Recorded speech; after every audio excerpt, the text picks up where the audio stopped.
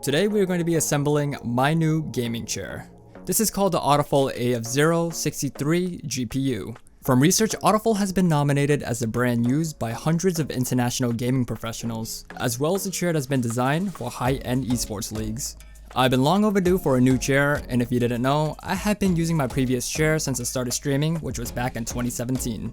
If you take a look at it now, you can see how in need I was for a replacement. Thankfully, I was provided this chair from BZ Future in return for a review. BZ Future is your go-to for software and electronics. They hold a variety of mice, keyboards, and gaming chairs like this one at a cheap and affordable price. Autofull Gaming Chair is a product of BZ Future, which is available at a discounted value, and while you're at it, you can save an additional 10% off by using my code BZACE at checkout. You can find out more information by clicking the link in the video description. Now to begin, the box I received was massive, as expected from a gaming chair. Due to the limited space in my living environments, I had to make do with the amount of room I had available. Opening the box, let's quickly go through all the package contents. For the main components, we have the seat cushion and backrest. Moving on to the assembly units, we have the chair base and nylon casters. For the support, we have a gas lift with a 3-piece cover and 2 armrests. While for the modifications, we have the chassis that adjusts the height of your chair. Lastly, we have extra accessories like the adjuster cover, headrest pillow, lumbar support, and some gloves for protection.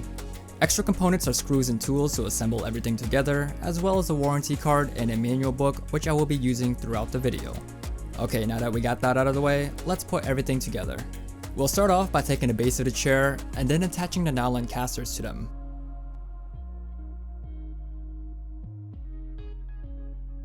Next, we take the gas lift cylinder and insert it into the base.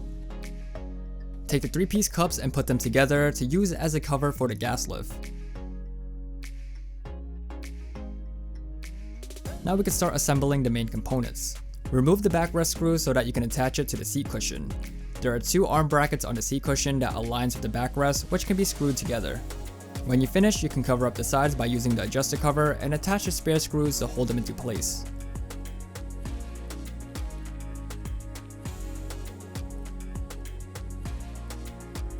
Moving on to the underside of the chair, we will now attach the support. First, we must remove all the screws on the bottom. Next, take the armrests, which are displayed left and right, and place them accordingly and connect them by using the 4 screws. Now take the chassis and follow along with the arrow displays the correct way to attach it. Simply insert in the screws, and that's the final part of the assembly.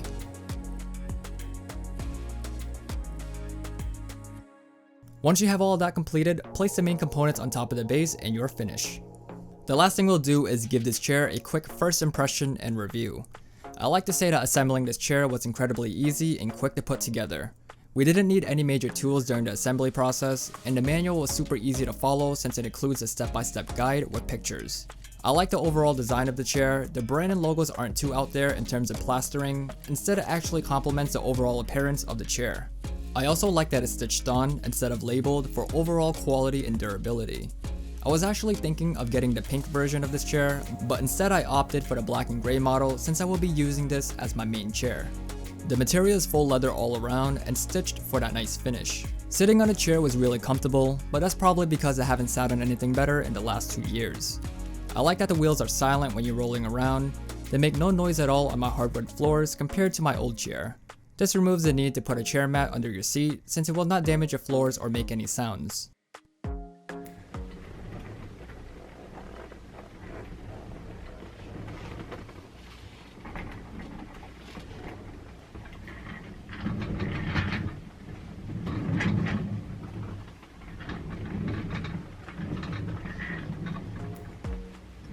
The armrests are adjustable by pressing and holding the buttons on the side, which has a 3-tilt axis if you want to turn it. When it comes to the height adjustment, you can use the lever from the chassis and freely adjust the height to your comfort. The chair is relatively low and doesn't really go up that high. By using the lever on the right side of the seat cushion, you can adjust the angle of the backrest, which has a maximum recline of 155 degrees. Overall, I really like the concept of this chair. It's stylish and durable, and the best part about it was that it was easy to assemble. I don't have any complaints for it as I didn't find anything wrong. I'm not an expert when it comes to chairs, so take my review and impressions with a grain of salt. I mean, come on, this is coming from someone that was using this as a previous chair. Other than that, this will conclude the assembly and review process of this video.